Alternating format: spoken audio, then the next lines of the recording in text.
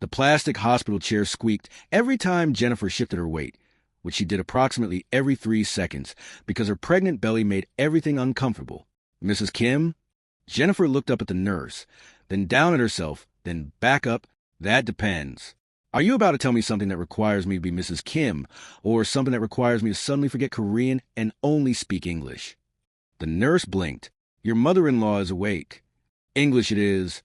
Jennifer stood up, one hand supporting her 7-month bump. Lead the way. 6 hours earlier, Jennifer had eaten what she thought was a thoughtfully prepared breakfast from her mother-in-law.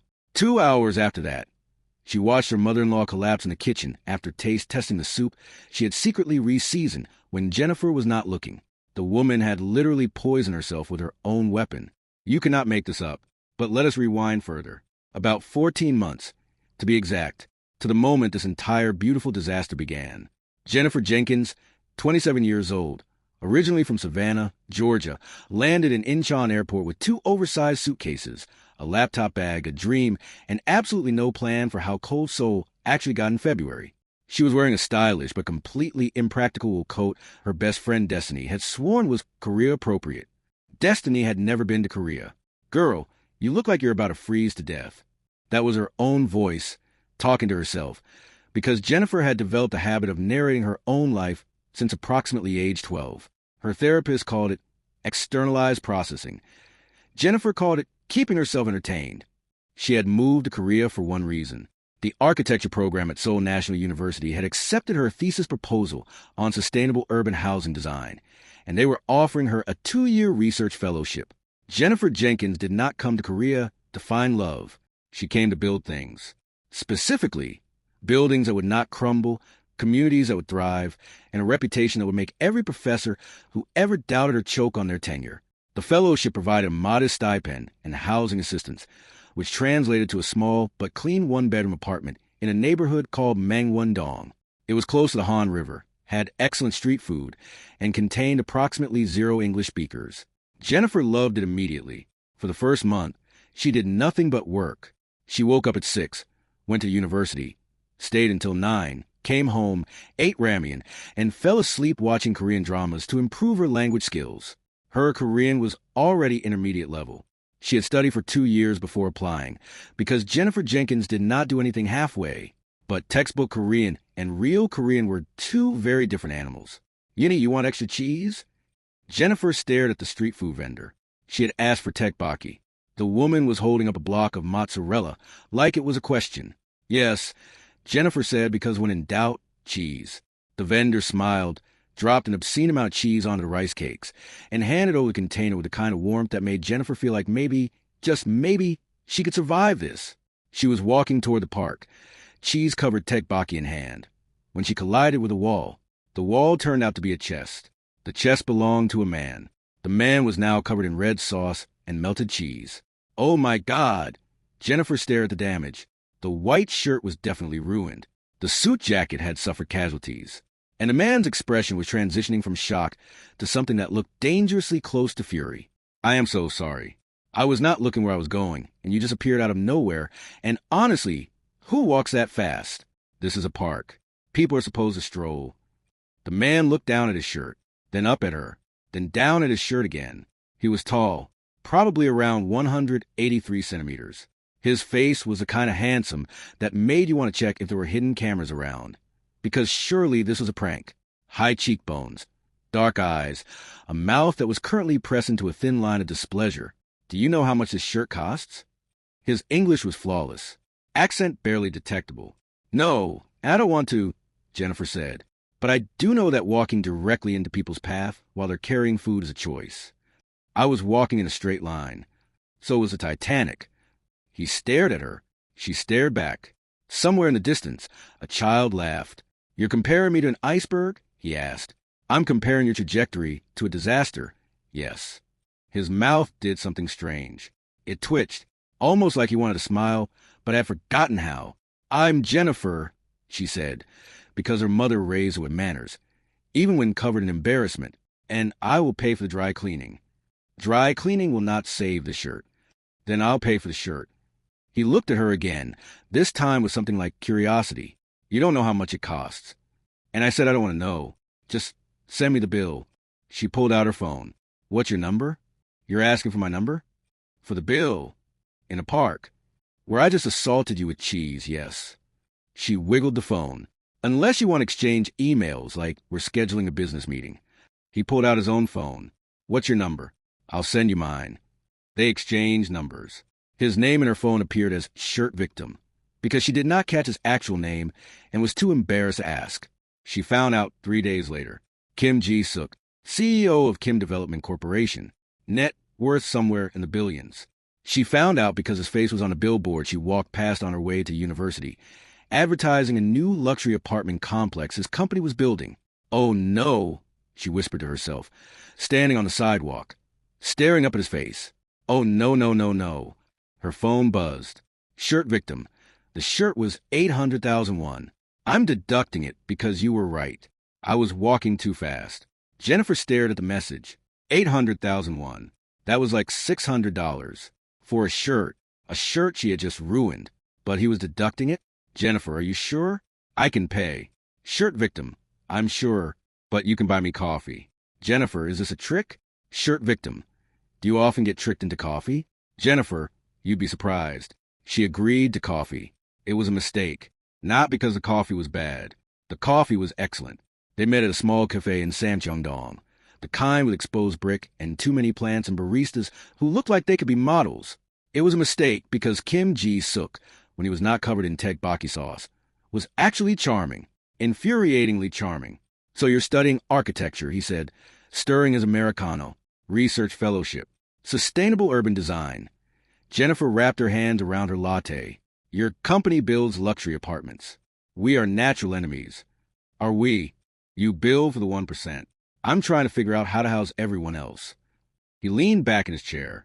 What if I told you I was interested in sustainable design? I'd say that's convenient timing.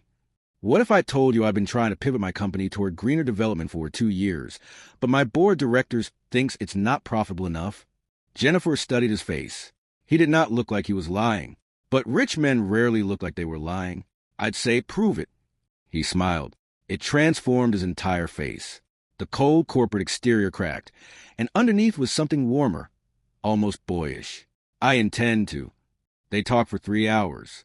About architecture, about Seoul, about why she left Savannah, and why he never left Korea, even when he could have built his empire anywhere, about her mother, who was a retired schoolteacher, and his father, who had built Kim Development from nothing and died when Ji-suk was 22, leaving him to run the entire company before he was ready. When they finally left the cafe, the sun was setting. Same time next week? He asked. I didn't agree to a next week. You talked to me for 3 hours. I was being polite. You called my business model ethically questionable twice. Politely, he laughed. Actually laughed. It was a good sound. Fine, Jennifer said. Same time next week. But I'm picking the cafe. Deal. She picked a tiny place near Hongdae that served instant coffee in mismatched mugs. He showed up in another expensive suit and drank the instant coffee without complaint. By month 3, they were meeting twice a week. By month 4, Jennifer had stopped pretending she did not check her phone every time it buzzed. By month 5, Ji-suk had stopped pretending he was not finding excuses to extend their conversations. This is becoming a problem, Jennifer told Destiny over video call. Destiny was back in Atlanta, working as a nurse, living her best life without the complications of international romance. She appeared on screen with a bonnet on and a face mask that made her look vaguely like a ghost. What kind of problem? The kind where I think about him before I fall asleep. Oh, that kind of problem. Destiny peeled off her face mask with surgical precision. Have you kissed yet? No. Held hands? No. Jennifer Jenkins, what are you doing? Building a friendship based on mutual respect and intellectual connection. Girl, he's a billionaire who drinks instant coffee for you.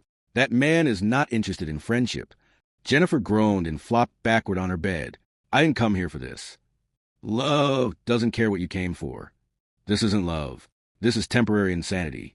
Temporary insanity that's lasted 5 months. Jennifer threw a pillow at her phone. Destiny just cackled. The first kiss happened on a Tuesday. It was raining. They were standing under an awning outside a convenience store in Itaewon, sharing a single umbrella because Jennifer had forgotten hers and Ji-suk had insisted on walking her to the subway station. You're going to ruin another suit, Jennifer said, watching the rain come down in sheets. That's going to be my legacy. Destroying your wardrobe. I have more suits. How many? Enough. She turned to say something sarcastic, and his face was right there, closer than expected. His eyes were dark, almost black in the dim light, and he was looking at her mouth. Ji-suk. Jennifer, what are you doing? I'm thinking about kissing you. That's a terrible idea. I know. We're completely incompatible. I know. I'm going back to America in 19 months. I know. So why? He kissed her. It was soft, careful. His hand came up to cup her jaw, thumb brushing her cheekbone, and Jennifer's brain just stopped working. No sarcastic commentary. No self-narration. Just a feeling of his mouth on hers, and the rain drumming on the umbrella above them. When he pulled back, she was breathing hard. That was terrible, he offered. I was going to say unexpected. Bad unexpected?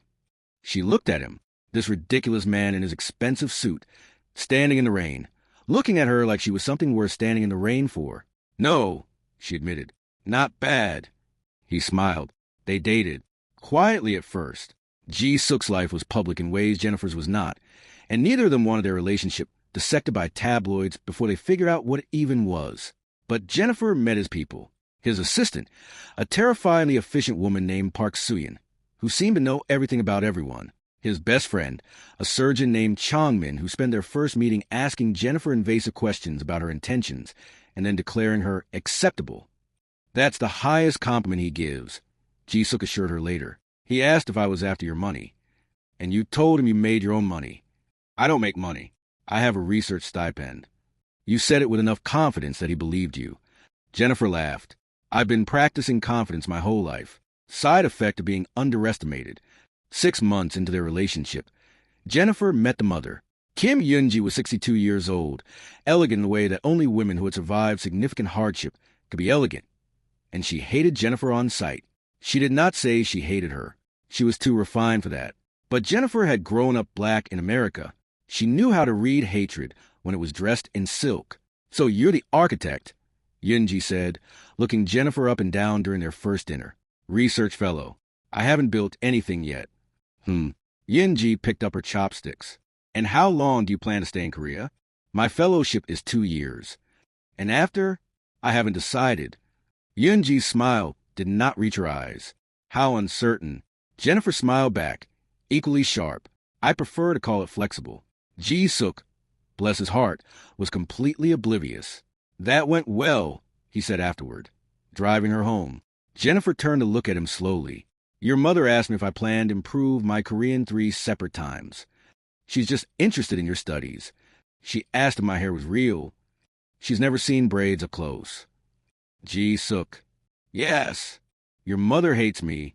He was quiet for a moment. She doesn't hate you. She's protective. My father died young, and she spent the last 15 years making sure I don't make any mistakes. And I'm a mistake? No. He reached over and took her hand. You're the best decision I've ever made. She'll see that eventually. She did not see it. Over the next 3 months, Yoonji's campaign against Jennifer escalated. It was subtle at first. Comments about Jennifer's clothes. Questions about her family background. Suggestions that perhaps Ji-suk would be happier with someone who understood Korean customs better. And then Jennifer got pregnant. It was not planned. They had been careful. But careful was not foolproof. And the 2 pink lines on the pregnancy test were extremely clear about the situation. Jennifer sat on her bathroom floor, staring at the test for approximately 20 minutes. Then she called Destiny. I'm pregnant. Silence. Destiny, I'm processing. Process faster. You're pregnant. In Korea. With a billionaire's baby. That's the situation, yes. Oh my God. Destiny started laughing. Your life is a drama. This is not funny. It's a little funny. It was not funny when Jennifer told Ji-suk. They were at his apartment. A penthouse in Gangnam that probably cost more than her entire hometown. She had practiced a speech in her head 17 times. But when she opened her mouth, what came out was, I'm pregnant, and I understand if you want to end this. Ji-suk stared at her. What? I said, I heard what you said. He crossed the room in 3 steps and took her face in his hands. Why would I want to end this? Because it's complicated. Because your mother already hates me. Because I'm supposed to go back to America, and neither of us planned. Jennifer, what? I love you. She froze. I've loved you since you compared me to an iceberg in the park, he continued. I love how you argue with me. I love how you care about things that matter. I love how you pretend you're not scared when I know you are. He pressed his forehead to hers. I want this baby. I want you. I want us. You do. I do. She started crying, which was embarrassing, but Ji-suk just held her and let her ruin another one of his shirts. They got married 1 month later. It was small. City Hall. Destiny flew in from Atlanta. Changmin served as a witness. Suyin organized everything, because Suyin organized everything. Yoonji did not attend. Pause. Before we continue, I want to ask you something. Where are you watching this from right now? Your bedroom? Your living room? Maybe you're on a bus or waiting in line somewhere. Drop your location in the comments, because I love seeing how far these stories travel. Lagos to Los Angeles, Nairobi to New York. We're all here together. And if you're new here, welcome to Seoul and Savannah. Make sure you subscribe so you don't miss what happens next, because trust me, it gets wilder. Now back to our story. Jennifer moved into the penthouse. She continued her fellowship, working from home when the morning sickness got bad and going into university when she could manage it. Her thesis was progressing. Her Korean was improving. Her relationship with Ji-suk was the healthiest thing she had ever experienced. And then there was Yoonji. The woman had not spoken to Ji-suk for 3 weeks after the wedding. When she finally broke her silence, it was to announce that she would be moving into the guest suite of the penthouse to help with the pregnancy. Absolutely not, Jennifer said. She's my mother, Ji-suk said. She called me a phase at dinner last month. She was having a bad night. She's been having a bad night since she met me. They compromised. Yoonji got a key to the apartment but maintained her own home. She could visit. She could not live there. Yoonji visited every single day. She criticized Jennifer's cooking, her cleaning, the way she decorated, the music she listened to, the way she spoke to Ji-suk, the way she walked, the way she breathed, the way she existed. You're eating that? Yoonji asked one morning, watching Jennifer consume her third croissant. I'm growing a human being. The human being wants pastries. In Korea, pregnant women eat more balanced meals. In America, pregnant women eat whatever doesn't make them throw up. Yoonji's nostrils flared, but Jennifer held her ground. Every criticism met with a calm response. Every passive-aggressive comment met with cheerful redirection. She would not give this woman the satisfaction of seeing her crack. Ji-suk tried to mediate. He really did. But Ji-suk had never been on the receiving end of his mother's disapproval, and he simply could not see what Jennifer saw. She's just old-fashioned, he said. She hid my prenatal vitamins. She probably just moved them. Into the trash? Maybe she thought they were expired. Jennifer gave him a look that could curdle milk. I'll talk to her, he said quickly. He talked to her. Things got slightly better. The vitamins stayed where Jennifer put them. The daily visits decreased every other day. The comments became less frequent. And then, at 7 months pregnant, Jennifer made a discovery. She was looking for a recipe in Yoonji's kitchen during one of the obligatory family dinners. Ji-suk and his mother were in the living room, discussing company business, and Jennifer had excused herself to get water and escape the tension. She opened a cabinet looking for a glass and found a small container. Inside were dried herbs she did not recognize, and a handwritten note. The note was in Korean, but Jennifer's Korean was good now, good enough to read the words. Add to food gradually. Causes digestive distress. She will think pregnancy is making her sick. Jennifer read the note 3 times. Then she put everything back exactly where she found it. Then she walked into the living room, smiled at her mother-in-law, and announced that she was feeling tired and needed to go home. In the car, Ji-suk reached for her hand. You're quiet. Thinking. About what? Jennifer looked out the window at the Seoul skyline, all lights and glass and possibility. About how far some people will go to get what they want. Ji-suk glanced at her. That sounds ominous.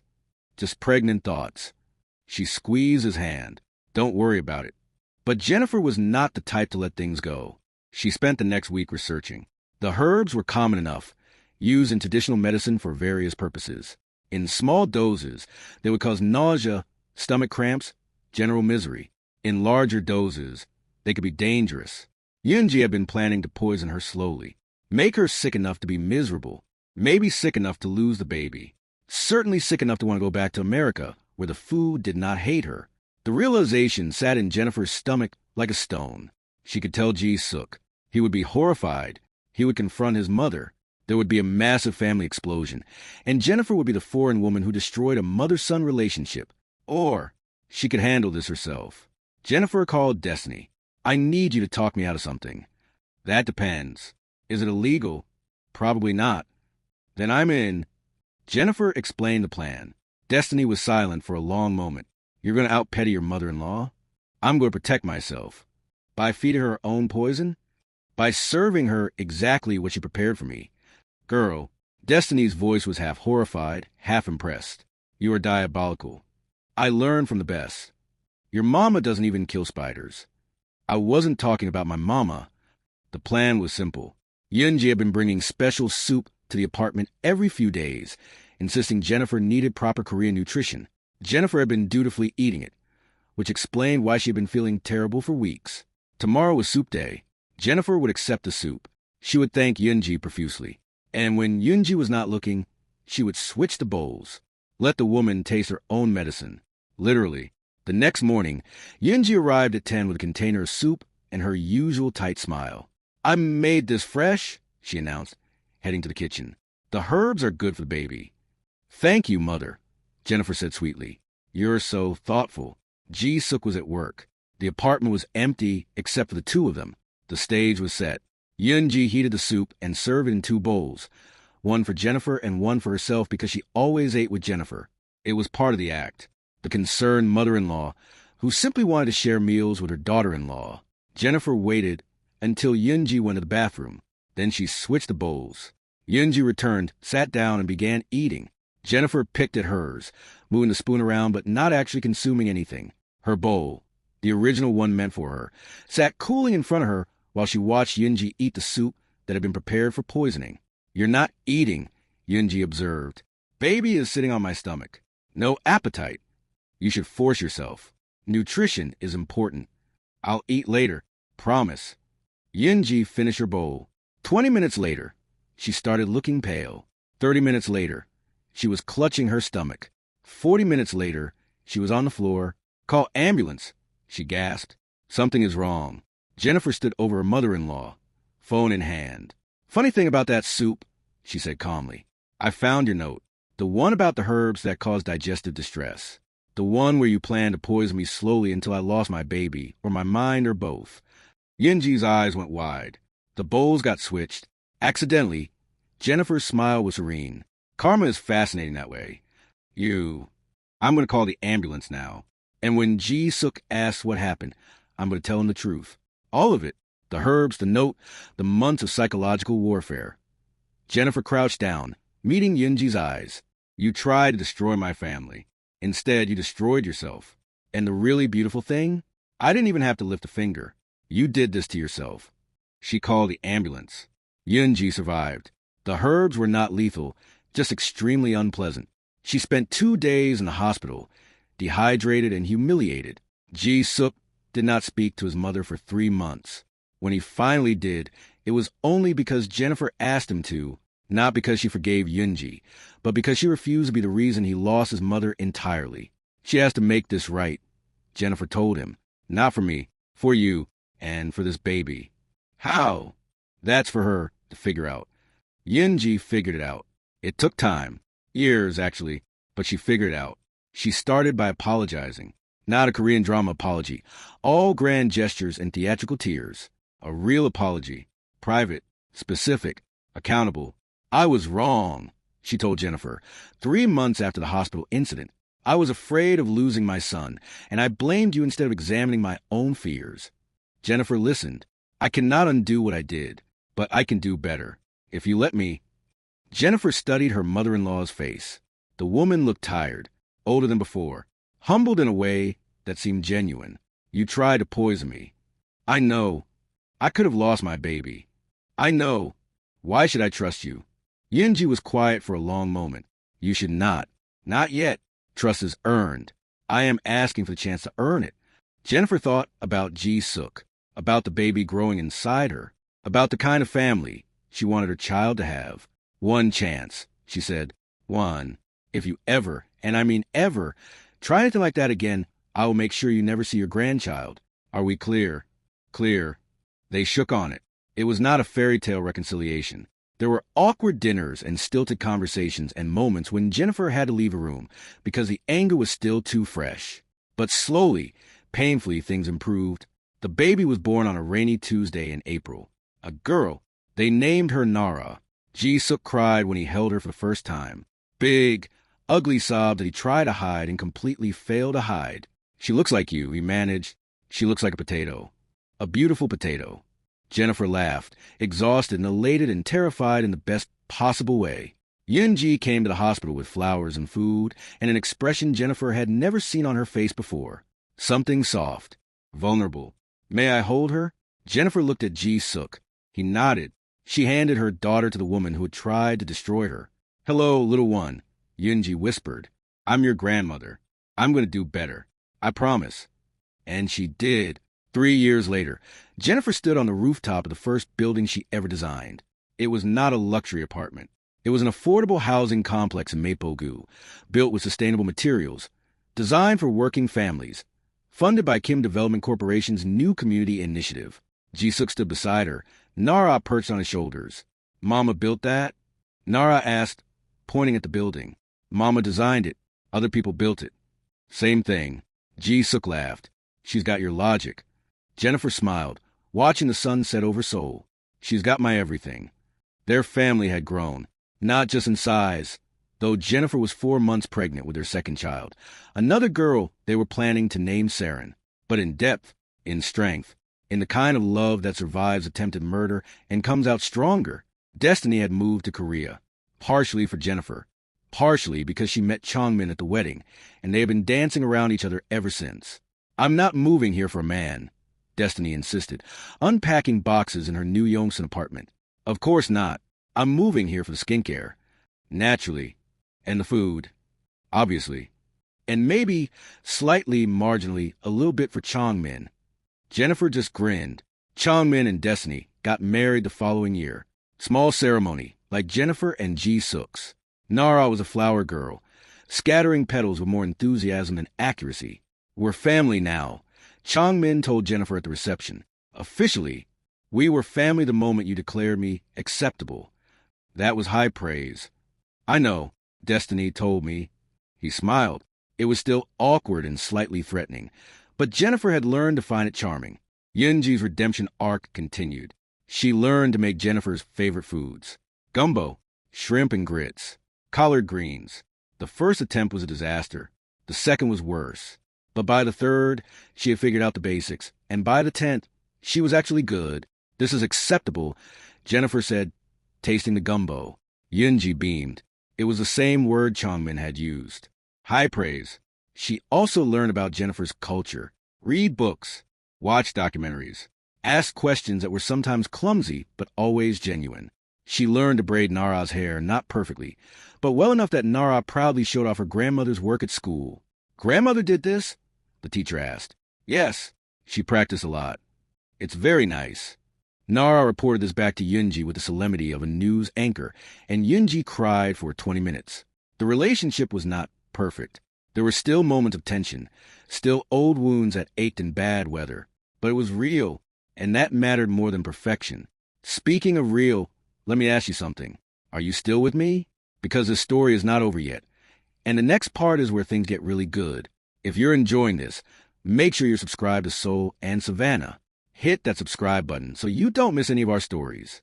We post regularly, and I promise every single one is worth your time. Go ahead, subscribe now. I'll wait. Done? Perfect. Let's continue. Jennifer's career took off. The affordable housing project got attention. Awards, features in architecture, magazines, invitations to speak at conferences. She extended her fellowship, then got hired as a full professor at Seoul National University. Professor Kim, Ji-suk said, testing the title. I like it. Professor Jenkins Kim, Jennifer corrected. I hyphenated. Even better. She taught. She designed. She built. And somewhere along the way, she became exactly who she had always wanted to be.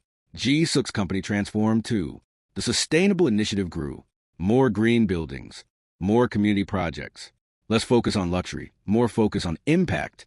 The board of directors grumbled initially, but the profit margin stayed healthy, And eventually, they stopped grumbling. "You've changed him," Suyin told Jennifer during one of their now regular coffee dates. "He changed himself. I just provided motivation." "Motivation named Nara?" "Motivation named, I don't want my wife to lecture me about gentrification." Suyin laughed. She had thawed considerably over the years, transforming from terrifying assistant to actual friend. "He listens to your lectures. He pretends to listen. Then he does what I suggested and acts like it was his idea. Marriage. Marriage." Nara turned 4. She was brilliant and stubborn and dramatic, which Jennifer blamed entirely on Ji-suk's genes, and Ji-suk blamed entirely on hers. "She gets the theatrics from you," he insisted, watching Nara throw herself on the floor, because her sock had a tiny wrinkle. "She gets the stubbornness from you." "I'm not stubborn. You argued with a parking meter for 5 minutes last week. It was wrong. It was a machine. A wrong machine." They bickered constantly, but it was the comfortable kind of bickering. The kind that came from knowing someone so well that arguments were just another form of conversation. Their second daughter arrived on schedule. Saren was calmer than Nara, easier in some ways, harder in others. She slept well but hated being alone, ate everything but refused to be fed, insisting on doing it herself by 6 months. "She's independent," Ji-suk observed. "She's a mess," Jennifer replied, wiping sweet potato off the ceiling. "How did she even get up there?" The answer was enthusiasm. Pure, undiluted enthusiasm. When Saren was 1 and Nara was 5, Yunji got sick. Not poisoned by her own herbs, sick. Actually sick. Cancer. Stage 2. Treatable but serious.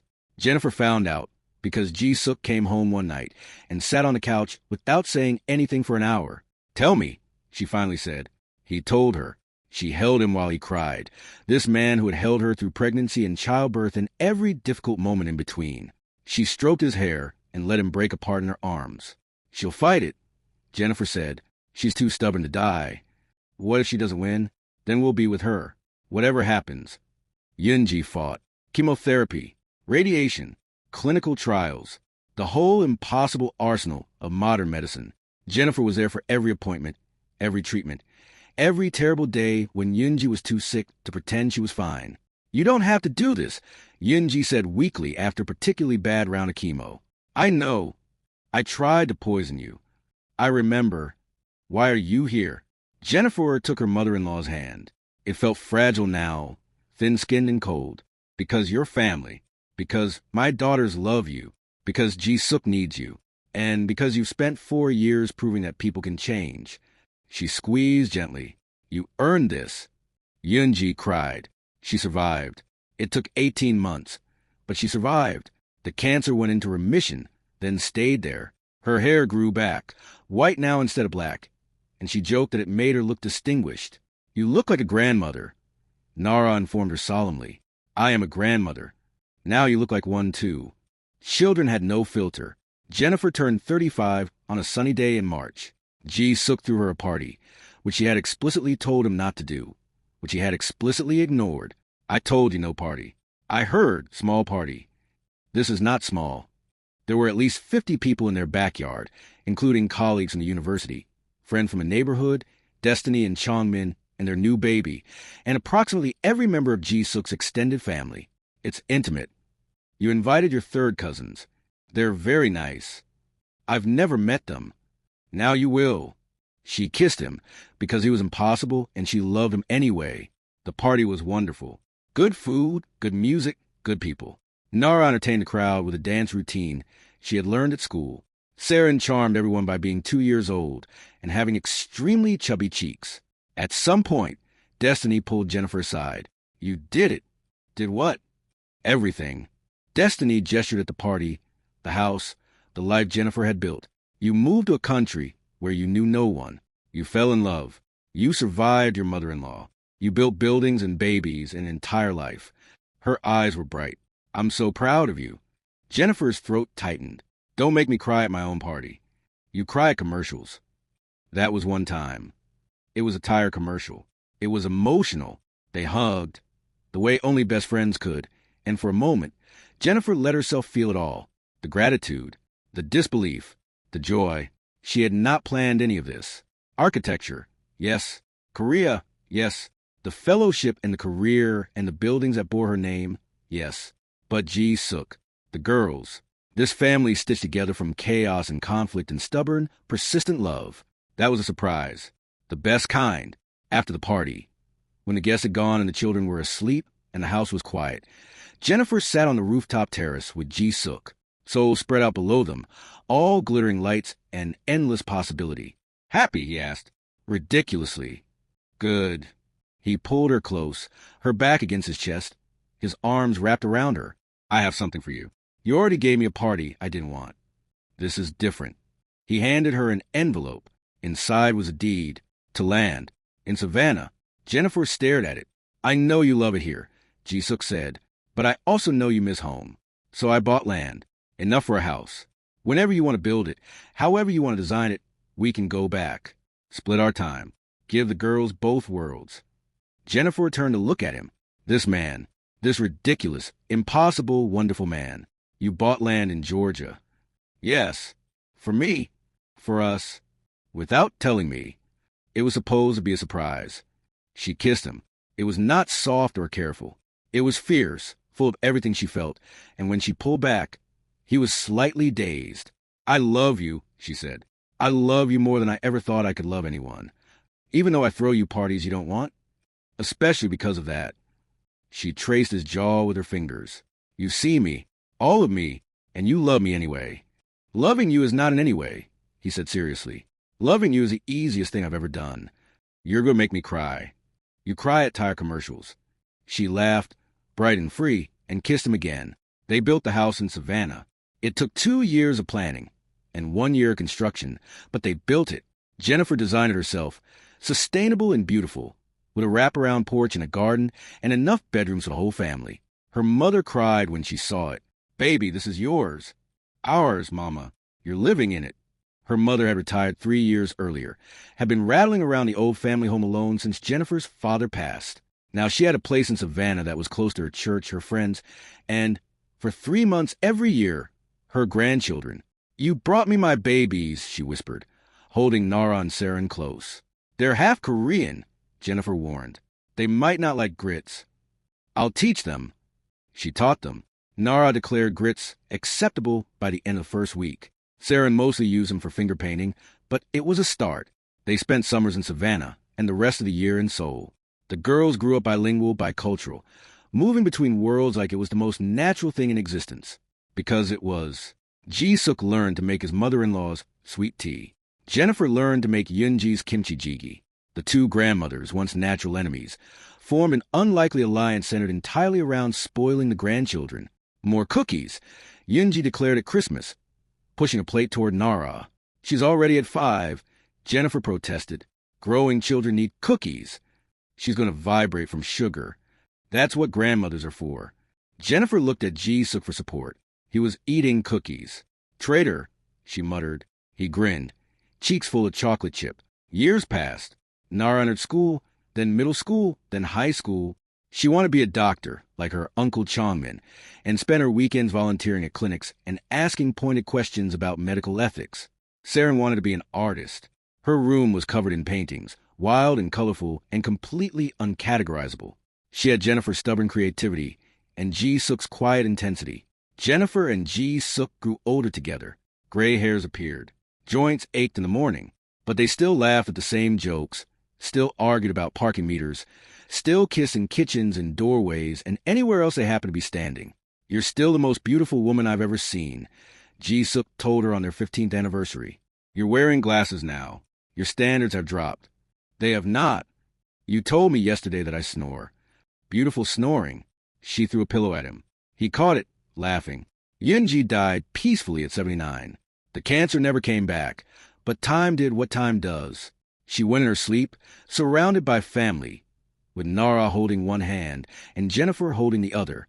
Thank you, Yoonji whispered near the end, for forgiving me. Thank you for earning it. It was the last thing she said. Jennifer cried at the funeral. Real tears for real grief. This woman had tried to destroy her once, and she had grieved for her anyway, because that was what redemption meant. It meant change was possible. It meant people could grow. It meant forgiveness was not weakness, but strength. Life went on. Nara became a surgeon, specialized in pediatrics, just like she planned. married a kind and patient man named O'Hyan who laughed at her jokes and cooked her dinner after long shifts. Saren became an artist. Her first gallery show sold out in 3 hours.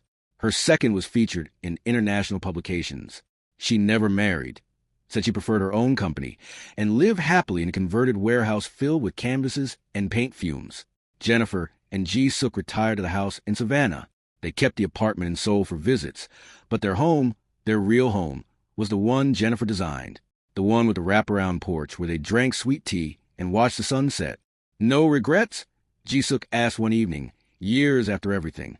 Jennifer thought about it, the collision in the park, the tteokbokki stain, the coffee dates that turned into love, the mother-in-law who tried to poison her and eventually became family, the children they raised together, the building she designed, the life she built. None, she said. Not one. He smiled, still handsome despite the lines and the gray, still the man she had called an iceberg all those years ago. Me neither. They held hands, watching the sky turn pink and gold.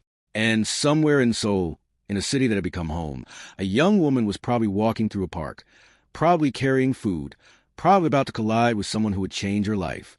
Because that is how stories work. That is how love works. Unexpected, inconvenient, messy, difficult, and absolutely worth it.